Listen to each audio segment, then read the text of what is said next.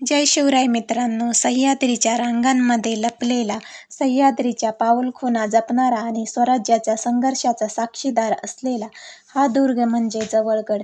नाशिक जिल्ह्यातील त्र्यंबकेश्वरच्या ब्रह्मगिरी परिसरातील डोंगर रांगांमध्ये वसलेला जवळगड, ज्याला काही ठिकाणी जळगड आणि जळकोट असेही म्हटले जाते. हा गड छत्रपती शिवाजी महाराजांच्या स्वराज्यातील त्र्यंबक प्रांतातील महत्त्वाच्या गिरिदुर्गांपैकी एक मानला जातो.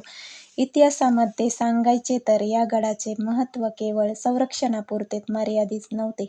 त्र्यंबकेश्वर परिसरात लक्ष ठेवणे, घाटमार्गावर नियंत्रण राखणे आणि शत्रूंच्या हालचालींवर नजर ठेवणे हे या गडाचे प्रमुख कार्य होते.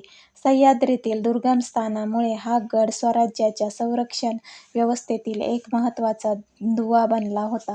छत्रपती शिवाजी महाराजांनी सह्याद्रीतील किल्ल्यांचे जाळे उभे करताना अशा अनेक गिरिदुर्गांना विशेष महत्त्व दिले.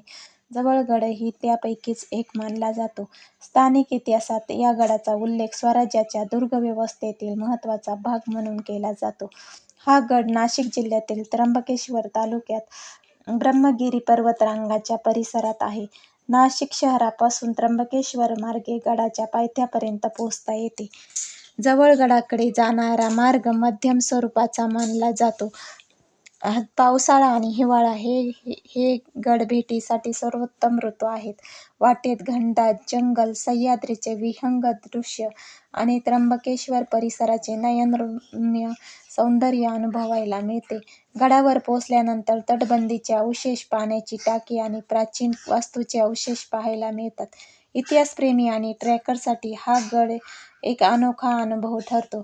महाराष्ट्राच्या इतिहासात अनेक गड प्रसिद्ध झाले, पण काही गड आजही सह्याद्रीच्या कुशीत शांतपणे आपला इतिहास जपत उभे आहेत. जवळगड हा त्यापैकीच एक आहे. व्हिडिओ आवडला असेल तर लाईक करा, शेअर करा आणि महाराष्ट्रातील अशा दुर्लक्षित गडकोटांची माहिती पाहण्यासाठी चॅनलला सबस्क्राईब करा. जय महाराष्ट्र.